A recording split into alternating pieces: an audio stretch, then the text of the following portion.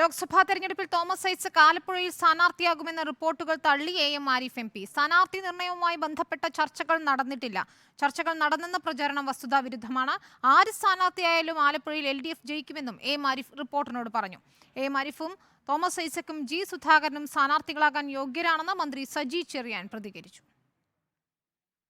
ആലപ്പുഴയിലെ സ്ഥാനാർത്ഥിത്വവുമായി ബന്ധപ്പെട്ട നിരവധി പേരുകൾ ഉയർന്നു കേൾക്കുന്ന സാഹചര്യത്തിലാണ് സിറ്റിംഗ് MP AM ആരിഫ് അഭിപ്രായം തുറന്നു പറയുന്നത്. സ്ഥാനാർത്ഥി നിർണയവുമായി ബന്ധപ്പെട്ട ചർച്ചകൾ പാർട്ടിയിൽ നടന്നിട്ടില്ല. പക്ഷേ തോമസ് ഐസക്കും G സുധാകരനുമടക്കം ഉയർന്നു കേൾക്കുന്ന പേരുകാരിൽ പലരും യോഗ്യരാണ്. സ്ഥാനാർത്ഥി ആരായാലും ആലപ്പുഴയിൽ വലിയ ഭൂരിപക്ഷത്തിൽ വിജയിക്കുമെന്നും ആരിഫ് റിപ്പോർട്ടറിനോട് പറഞ്ഞു.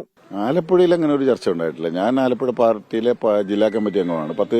27 വർഷക്കാലമായി ഞാൻ പാർട്ടി ജില്ലാ കമ്മിറ്റി അംഗമാണ്. അങ്ങനെ ഒരു ജില്ലാ കമ്മിറ്റിയിൽ അത്തരം ഒരു ചർച്ചയും നടന്നിട്ടില്ല.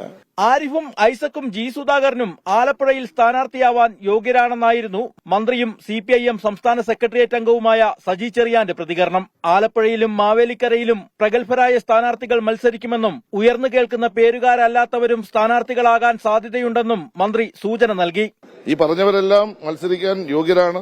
ഇവരല്ലാത്ത പലരും യോഗ്യന്മാരുണ്ട്. കേരളത്തിലെ CPM-ന് ഒരു സ്ഥാനാർത്ഥിയെ സംബന്ധിച്ച് ബുദ്ധിമുട്ടുണ്ടോ? സ്ഥാനാർത്ഥി നിർണയവുമായി ബന്ധപ്പെട്ട ഔദ്യോഗിക തീരുമാനങ്ങളൊന്നുമായിട്ടില്ലെങ്കിലും ആലപ്പുഴയിലെ സ്ഥാനാർത്ഥി ആരെന്നറിയാൻ വലിയ ആകാംക്ഷയിലാണ് ജില്ലയിലെ പാർട്ടി പ്രവർത്തകരും അനുഭാവികളും. അടുത്തയാഴ്ച ചേരുന്ന സംസ്ഥാന നേതൃയോഗങ്ങൾക്ക് ശേഷം ഇക്കാര്യത്തിൽ ഒരു വ്യക്തത ഉണ്ടാകുമെന്നാണ് ജില്ലയിലെ പ്രധാന നേതാക്കളും പറയുന്നത്.